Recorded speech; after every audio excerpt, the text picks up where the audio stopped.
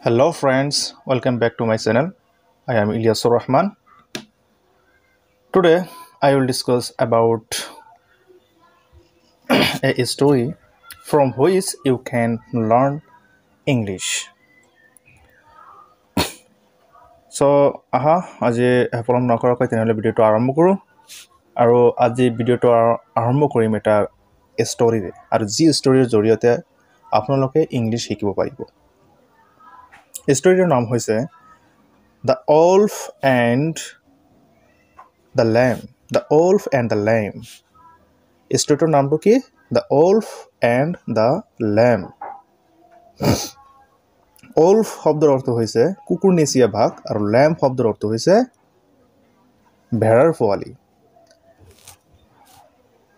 এটা কুকুৰনেচীয়া ভাগ আৰু এটা ভেড়াৰ পোৱালি এই দুটাক লৈ এটা কাহিনী লিখা হৈছে, ষ্টৰী লিখা হৈছে আৰু ষ্টৰীৰ জৰিয়তে এটা চেণ্ট্ৰেল মেছেজো দিয়া হৈছে যি মেছেজটো অতি গুৰুত্বপূৰ্ণ আৰু ইয়াৰ পৰা আমি শিকিবলগীয়া কথা আছে।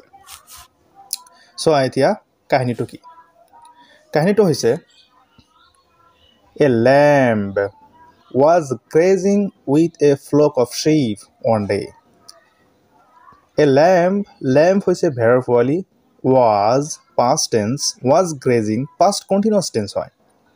মই এই গল্পটোৰ জৰিয়তে অকল গল্পত কি চেণ্ট্ৰেল মেছেজ দিছে এইটোই নহয়, লগতে ইয়াত থকা কিছুমান গ্ৰামাৰ, ইম্পৰ্টেণ্ট গ্ৰামাৰবিলাকো আপোনালোকক শিকাই দিম। আপোনালোকে এইবিলাক গ্ৰামাৰ ভালদৰে বুজি ল'ব আৰু এইবিলাক প্ৰেক্টিছ কৰিব। A lamb, এটা ভেড়াৰ পোৱালি, was grazing, ঘাঁহ খাই আছিল। was grazing, that means ঘাঁহ খাই আছিল, with, লগতে, কাৰ লগতে? A flock of sheep. A flock of sheep মানে হৈছে এটা ভেড়াৰ জাক। ভেড়াৰ জাকক কি বুলি কোৱা হয়? A flock of sheep.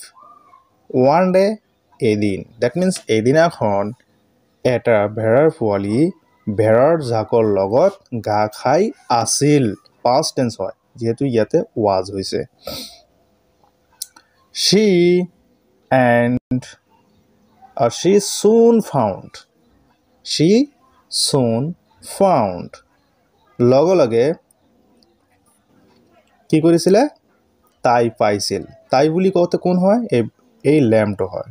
Lamp, ভেড়াৰ পোৱালিটো হৈছে তাই। soon found, লগে লগে পাইছিল।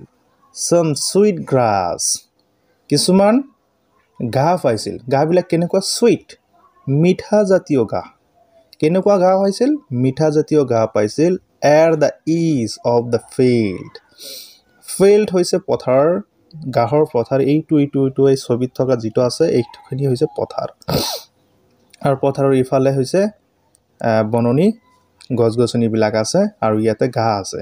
এইখিনি ঠাইত কি আছে? মিঠা ঘাঁহ আছে। মিঠা ঘাঁহখিনি লেম্পটো পাই, মানে ভেড়াৰ পোৱালিটো পাইখিনি বৰ আনন্দিত হৈছে আৰু মিঠা ঘাঁহবিলাক খাই বৰ ভাল লাগিছে। গতিকে সি কি কৰিলে?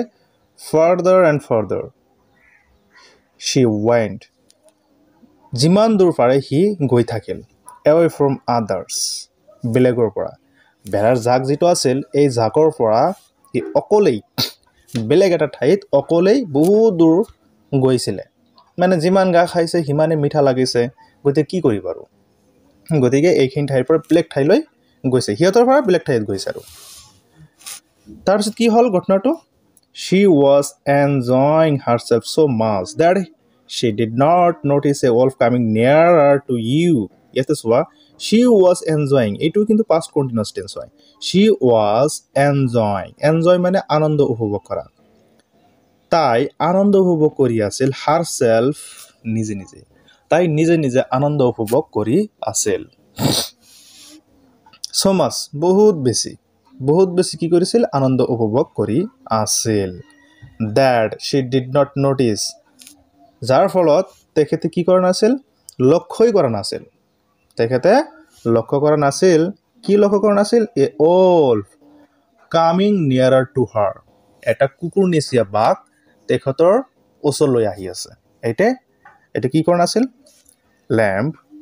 লেম্পটোৱে খেয়াল কৰা নাছিল, নটিচ কৰা নাছিল।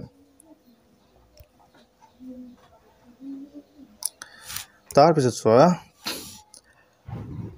however, যিয়ে নহওক, When it pounced on her, she was quick to start pleading. Please, please, don't eat me yet. However, যি নহওক, when it pounced, যেতিয়া ধাক্কা লাগিছিল on her, যেতিয়া এই কুকুৰনিচীয়া ভাগটো কাৰ লগত ধাক্কা লাগিছিল? লেম্বৰ লগত ধাক্কা লাগিছিল। ভেড়াৰ পোৱালিটোৰ লগত যেতিয়া ধাক্কা লাগিছিল, খুন্দা খাইছিল, she was quick to start pleading. লগে লগে তাই কি কৰিবলৈ আৰম্ভ কৰিছিল? অনুৰোধ কৰিবলৈ আৰম্ভ কৰিছিল। প্লিডিং, অনুৰোধ কৰা, ৰিকুৱেষ্ট কৰিবলৈ আৰম্ভ কৰিছিল। Please, please, don't it me yet. এতিয়া মোক নাখাব। অনুগ্ৰহ কৰি কৈছে যে অনুগ্ৰহ কৰি কৈ আছোঁ মোক এতিয়া নাখাব। Why? What's the reason? ৰিজনটো কি? কিয় নাখাব? খোৱাৰ বস্তু সন্মুখত আহিছে, এতিয়াতো খাব লাগিব নহয়, কিন্তু খাবলৈ মানা কৰিছে। কিয়? কাৰণটো হৈছে এতিয়া লেম্বটো কৈ আছে my stomach means Pat, my stomach is full of grass. মোৰ পেটটো একেবাৰে ঘাঁহেৰে পৰিপূৰ্ণ হৈ আছে, কমপ্লিট ফুলফিল হৈ আছে। If you wait of while, যদি আপুনি অলপ অপেক্ষা কৰে, মানে ভেড়াৰ পোৱালিটো কুকুৰনিচীয়া ভাগটো কৈ আছে যে যদি আপুনি, ইফ মানে হৈছে যদি, ইউ তুমি, ৱাইট অফ ৱাইল অলপ সময় যদি অপেক্ষা কৰে, যদি আপুনি অলপ সময় অপেক্ষা কৰে, আই উইল টেষ্ট মাছ বেটাৰ, তেনেহ'লে মোক যেতিয়া আপুনি খাব নহয় তেতিয়া আৰু টেষ্টটো অলপ, সোৱাদটো অলপ ভাল লাগিব। চ' এতিয়া মোক নাখাব। The wolf thought that তেতিয়া কুকুৰনিচীয়া ভাগটো চিন্তা কৰিছিল। এই থট হৈছে past tense আৰু ইয়াৰ প্ৰেজেণ্ট ফৰ্ম বা বেছ ফৰ্ম হৈছে think মানে চিন্তা কৰা, থট চিন্তা কৰিছিল। The wolf thought that কুকুৰনিচীয়া ভাগটো চিন্তা কৰিছিল যে that means যে that was a good idea. ইয়াতে that means যে নহয়, ইয়াতে সেইটো কৈছে যে এই ভেড়াৰ পোৱালিৰ যি আইডিয়াটো আছিল, যিটো আইডিয়াটো দিছিল, সেই আইডিয়াটো বৰ ভাল হয়, গুড বুলি কৈছে। কোনে কৈছে? এই কুকুৰনিচীয়া ভাগটো থিংকিং কৰিছে যে তেওঁ যিটো কৈছে সেইটো ঠিকেই আছে, ভালেই আছে। চ' she sat down, গতিকে এই কুকুৰনিচীয়া ভাগটো বহি পৰিছিলে and waited, আৰু অপেক্ষা কৰিলে।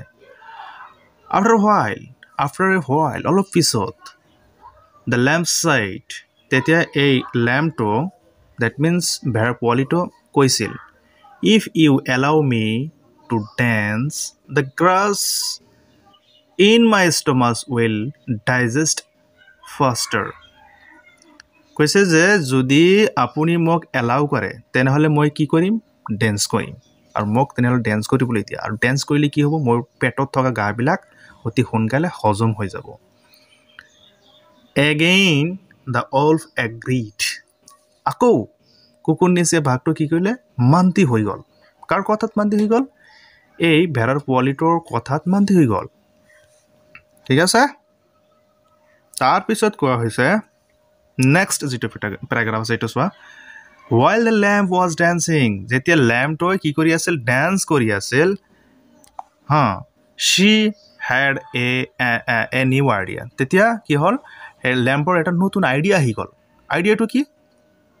She said, তেতিয়া এই ভেড়াৰ পোৱালিটো কৈছিল, please take the bell from around my neck. আপুনি এটা কাম কৰকচোন, মোৰ ডিংগিত থকা বেলটো লৈ লওক। ইয়াতে বেল ঠিকে আছে, এৰাউণ্ড মানে চাৰিওফালে, মাই নেক মোৰ ডিংগিৰ চাৰিওফালে থকা যিটো বেল্ট আছে, এই বেল্টটো আপুনি আপোনাৰ লগত লওক। If you ring it as hard as you can, যদি আপুনি এই বেল্টটো লৈ ভালকৈ ৰিং কৰিব পাৰে, যদি ভালকৈ বজাব পাৰে, তেতিয়াহ'লে কি হ'ব পাৰিম? I will be able to dance ever first, তেনেহ'লে মই আৰু ভালকৈ নাচিব পাৰিম। এইটো কোনে কৈ আছে? এই ভেড়াৰ পোৱালিটো কৈ আছে যে আপুনি যেনেকৈ এই বেলটো বজাব পাৰিব, ঠিক সিমান ভালকৈ ময়ো ডেন্স কৰিব পাৰিম। চোৱা কিমান টেলেণ্ট হয় এইটো। The wolf took the bell, তেতিয়া ওলফে কি কৰিলে টুক টুক লৈছিল একচুৱেলি এইটো টেক হয় এইটো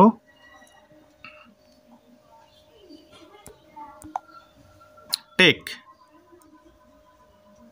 টেক মিন্স লোৱা আৰু এই টেক পাষ্ট টেন্স হৈছে টুক ইয়াত যিমানবিলাক ভাৰ্ব আছে এইবিলাক পাষ্ট টেন্সৰে হয় দ্য ওলফ টুক এটা ভাৰ্ব হয় দ্য ওলফ টুক দ্যাট মিন্স এই কুকুৰ নিচিনা ভাগটো লৈছিল দ্য বেল এই বেলটো লৈছিল and rang it as hard as he could যিমান শক্তিৰে সি বজাব পাৰে ঠিক তেনেকৈ সি কি কৰিছিল বজাইছিল সেই বেলটো দ্য শ্বিফাৰ্ড হাৰ্ড তেতিয়া ভেড়াৰখীয়া শ্বিফাৰ্ড মিন্স ভেড়াৰখীয়া বা গৰুৰখীয়া ৰাখাল যিটো আমি আমাৰ ভাষাত ৰাখাল বুলি কওঁ গৰুৰখীয়া সেই গৰুৰখীয়াই সেই শব্দটো শুনা পাইছিল দ্য বেল ৰিংগিং যে বেলটো মানে ৰিঙিং কৰি আছে বাজি আছে সেইটো শুনিবলৈ পাইছিল and quickly send his dogs to find the missing lamp যি লেম্পটো হেৰাই গৈছে সেই লেম্পক পোৱাৰ কাৰণে কি কৰিলে লগে লগে তৎক্ষণাত শ্বিফাৰ্ডে কেইটামান কুকুৰ তেখেতৰ মানে সেই শ্বিফাৰ্ডৰ যিবিলাক কুকুৰ আছিল সেই কুকুৰবিলাক পঠাই দিলে যে যোৱা আৰু যি হেৰাই গৈছে ভেড়াৰ পোৱালিটো সেইটো লৈ আহা the barking dogs frightened barking means ভক ভক কৰি থকা বাৰ্কিং মিন্স ভক ভক কৰি থকা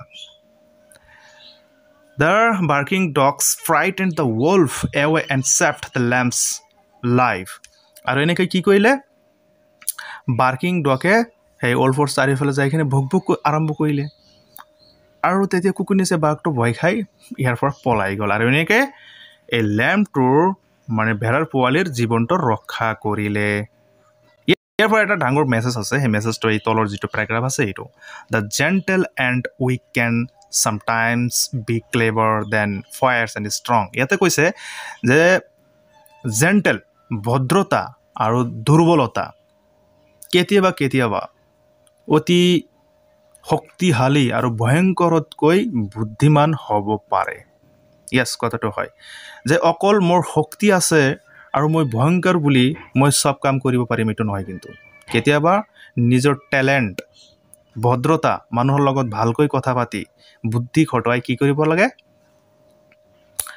বিপদৰ পৰা ৰক্ষা পাব লাগে এইটোই হৈছে তলৰ যিটো লাষ্ট পেৰাগ্ৰাফ এই পেৰাগ্ৰাফটো হৈছে এই কাহিনীটোৰ মেইন মেছেজ সো আমি উইক আৰু দুৰ্বল বুলি আমি নিজকে কি কৰিব নালাগে যে মই আৰু জীৱনত একো কাম কৰিব নোৱাৰিম এনেকুৱা ভাবিব নালাগে ট্ৰাই কৰি যাব লাগে আৰু নিজৰ বুদ্ধি খটুৱাই যিকোনো কাম কৰিব পাৰি আৰু হাসিল কৰিব পাৰি অকল পইচা আছে আৰু শক্তি আছে বুলি আমি সব কাম কৰিব নোৱাৰি কিন্তু কৰিব পাৰিম নেকি নোৱাৰি যেনেকৈ ইয়াতে হৈছে বাঘৰ কিমান শক্তি ভয়ংকৰ শক্তি কিন্তু আৰু ইয়াতে লেম্বৰ কি কিবা শক্তি আছে জানো নাই কিন্তু সি ভদ্ৰতা আছিল আৰু টেলেণ্ট আছিল বুদ্ধি আছিল এই বুদ্ধি খটুৱাই সি কুকুৰ নিচিনা বাঘৰ পৰা কি কৰিলে নিজৰ জীৱনটো ৰক্ষা কৰিব পাৰিলে হয়নে নাই হয় ঠিক আছে ভিডিঅ'টো যদি ভাল লাগে তেনেহ'লে লাইক শ্বেয়াৰ এণ্ড কমেণ্ট কৰিব লগতে ছাবস্ক্ৰাইব কৰি ল'ব Thank you so much for watching this video.